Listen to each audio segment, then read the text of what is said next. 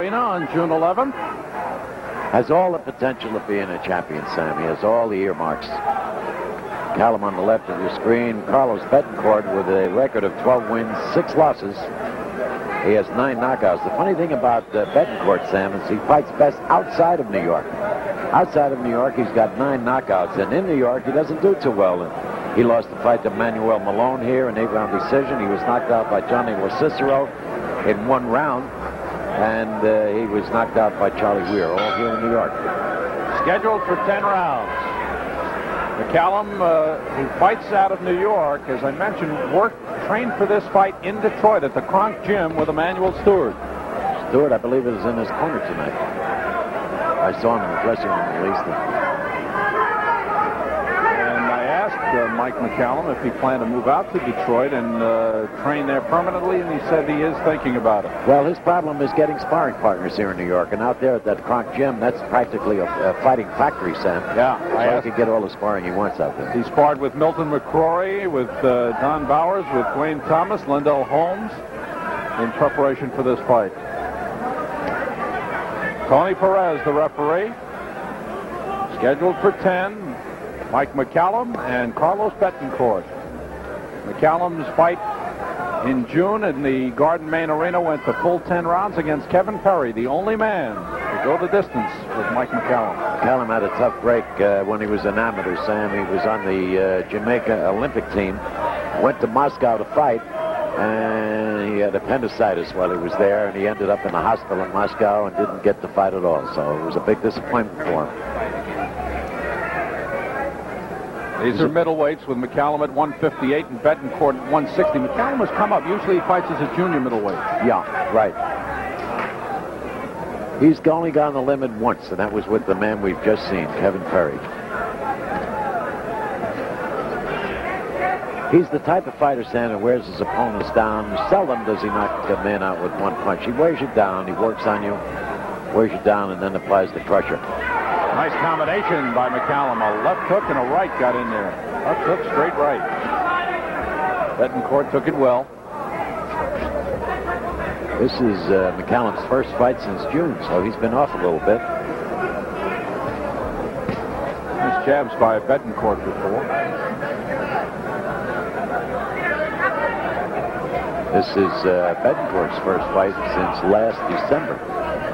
Some of you fans who saw the fight might remember that in his fight with John Cicero, which was in this ring, he broke his ankle in the first round, and it was a real bad break, so he's had to lay off from then until right now before he got back into the ring. Looks in pretty good shape. Wild left by Betancourt, but he slips the punch as well.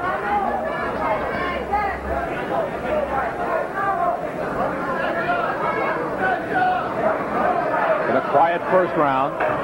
Betancourt shooting that jab well. McCallum backing him up. Nice left to the body by McCallum. End of round 1. Well, a little bad blood between the fighters. Yeah. They kept fighting after the bell, John. They didn't want to end that first round, Sam. Carlos Betancourt. Is our planet truly in mortal peril? The voice, the words, the album. The late great Planet Earth with Orson Welles.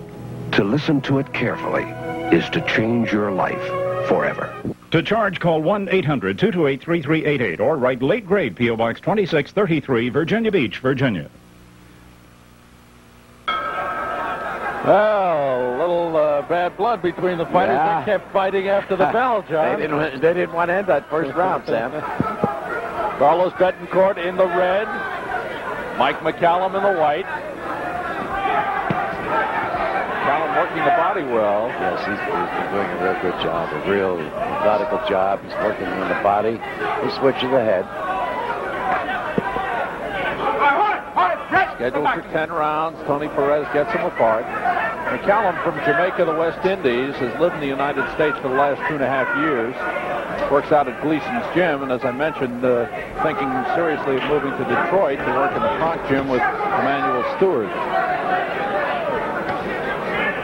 Emanuel Stewart has developed a lot of good fighters out there. One of them, Tommy Hearns. McCallum has scored well in this round. Just taking his time. He's that type of a fighter. He's not a fighter to go out. Put him in a good right hand that time. But Betancourt, a little bit of trouble here. He's straight up and down. That's right, Sam. I'm just going to point that out. He's a straight-up fighter, and he's a target for McCallum. Straight as a soldier.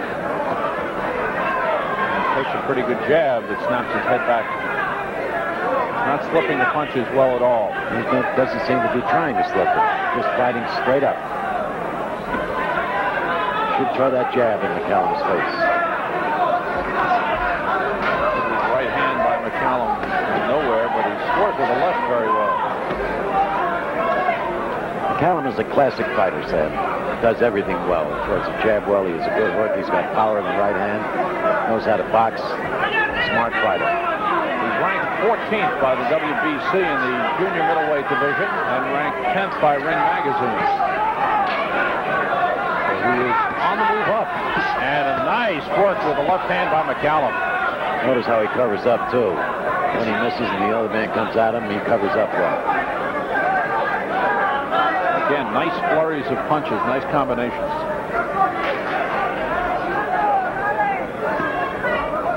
Betancourt, record of 12-6 with 9 knockouts from San Juan, Puerto Rico. As John mentioned, he's had that long layoff.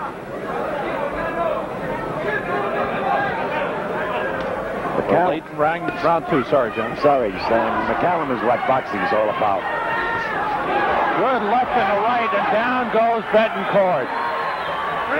Gets up quickly. Tells his corner he's okay. Looking in the wrong corner. He looked for help in McCallum's corner. You're watching professional. Round 3 scheduled for 10, but Carlos Betancourt was in serious trouble late in that second round. He really didn't know where he was at the end of that round, Sam. He was looking into McCallum's corner for help. In his seconds, he didn't recognize the people in the corner even. And in the corner, between rounds, he was complaining about something. Whatever it was, I don't know. McCallum, very patient fighter. He knows he's got his man in trouble and just methodically working him over, trying to cut him down.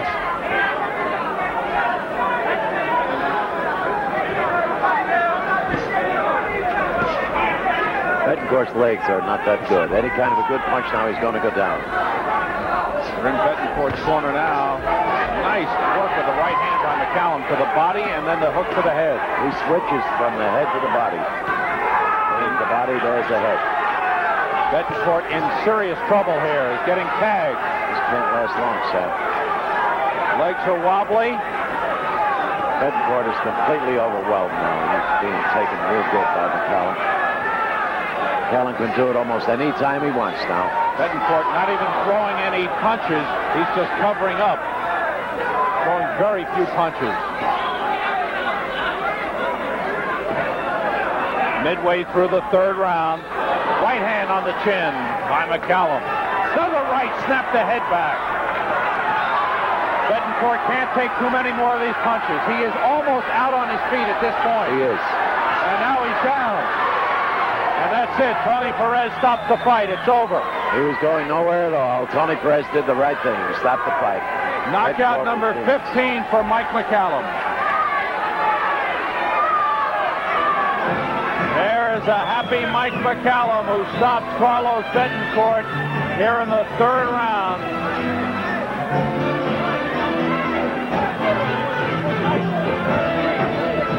Mike McCallum, who just took Carlos Betancourt apart.